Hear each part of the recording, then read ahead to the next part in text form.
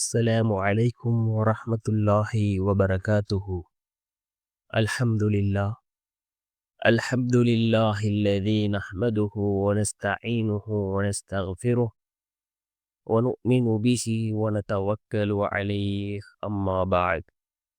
அன்பிற்குரிய அல்லாஹ்வின் நல்லடியார்களே, அன்பு சகோதரர்களே, நாம் தொடர்ச்சியாக பார்த்து வரக்கூடிய துஆக்களினுடைய திக்ருகளினுடைய தொகுப்பில் இன்று நாம் பார்க்க இருக்கின்ற விடயம் என்னவென்றால், லுஹாவுடைய நேரம், லுஹாவுடைய தொழுகையை தொழுதுவிட்டு நாம் இந்த துஆவை 100 தடவைகள் ஓதி அல்லாஹ்விடம் பிரார்த்தனை செய்வோம்.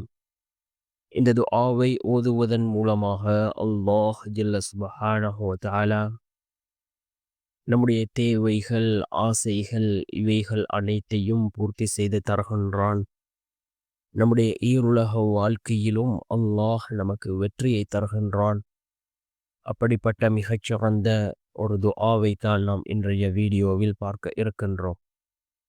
அன்பார்ந்தவர்களே, அல்லாஹ்வின் நல்லடியார்களே, லுஹாவுடைய நேரம் மிகவும் சிறந்த ஒரு நேரமாக இருந்து கொண்டிருக்கின்றது.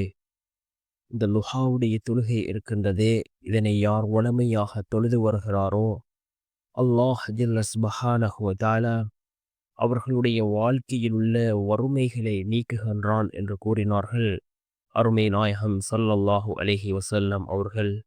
இதனால் சஹாபாக்கள் இந்த லுஹாவுடைய தொழுகையை வளமையாக தொழுது வரக்கூடியவர்களாக இருந்தார்கள். சஹாபாக்கள் கூறுகிறார்கள், எங்களுடைய வாழ்க்கையில் ரிஸ்க் அதிகப்படுத்தப்படுகின்றது இந்த லுஹாவுடைய தொழுகையை தொழுவதன் மூலமாக என்று சஹாபாக்கள் கூறும் அளவுக்கு, அந்த அளவுக்கு முக்கியத்துவம் வாய்ந்த ஒரு தொழுகை இந்த லுஹாவுடைய தொழுகையாக இருந்து கொண்டிருக்கின்றது.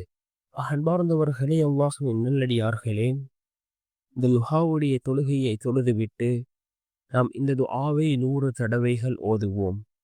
லுஹாவுடைய தொழுகையை எவ்வாறு தொழ வேண்டும், அதற்குரிய நேரம் என்ன, அதனுடைய சிறப்புகள் என்ன என்பதை பற்றி நாம் ஏற்கனவே ஒரு வீடியோவில் பார்த்திருக்கின்றோம்.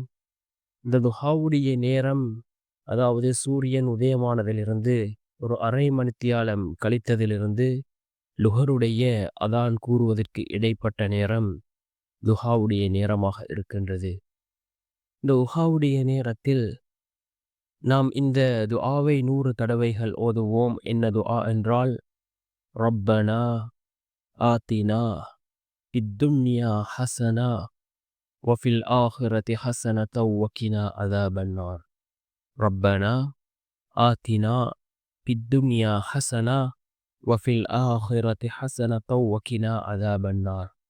யா அல்லாஹ், என்னுடைய உலக வாழ்க்கையிலும் மறுமையுடைய வாழ்க்கையிலும் எல்லா விடயத்தையும் அழகாக்கிவை, அதே போன்று நரக நெருப்பை விட்டும் என்னை காப்பாற்றுவாயாக என்று பொருள்படக்கூடிய இந்த துஆவை ஓதி நாம் அல்லாஹ்விடம் பிரார்த்தனை செய்வோம்.